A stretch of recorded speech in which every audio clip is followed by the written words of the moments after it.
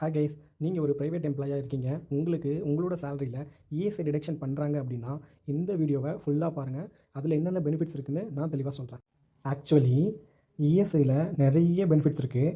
அதில் ஃபஸ்ட்டு விஷயம் என்ன, எல்லா விதமான ட்ரீட்மெண்ட்டுமே நீங்கள் ஃப்ரீயாக பார்த்துக்கலாம். ஃபஸ்ட்டு செகண்ட் வந்துட்டு மோர் தென் 2 டேஸ் வந்துட்டு உங்களால் வேலைக்கு போக முடியல டியூ டு இல்னஸ் அப்படின்னா இஎஸ்ஐயில் வந்துட்டு அதுக்கான சேலரி கொடுத்துருவாங்க. அதுக்கு ஃபர்ஸ்ட் கண்டிஷன் என்ன அப்படின்னு பார்த்தீங்கன்னா, நீங்கள் இஎஸ்ஐ ஹாஸ்பிட்டலில் மட்டும்தான் ட்ரீட்மெண்ட் எடுத்துருக்கணும்.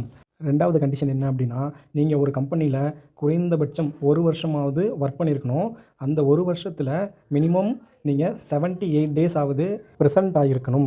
இன்னொரு விஷயம் என்ன அப்படின்னா, நீங்கள் ஆல்ரெடி அந்த கம்பெனியில் சிக் லீவ் எடுத்திருந்தீங்க, அதுக்கு உங்களுக்கு சேலரி பே பண்ணிட்டாங்க அப்படின்னா இந்த பெனிஃபிட்டை க்ளைம் பண்ண முடியாதுங்க.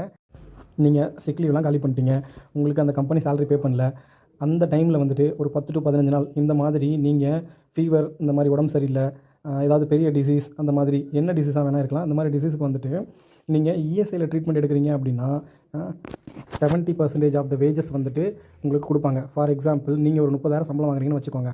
அந்த 30,000த்தில் 3,000 போக மீதி 27,000 உங்களுக்கு கொடுத்துருவாங்க. இந்த மாதிரி யூஸ்ஃபுல்லான இன்ஃபர்மேஷன் தெரிஞ்சுக்க நம்ம சேனலை சப்ஸ்கிரைப் பண்ணுங்கள். பிடிச்சிருந்தால் லைக் பண்ணுங்கள். தேங்க்யூ.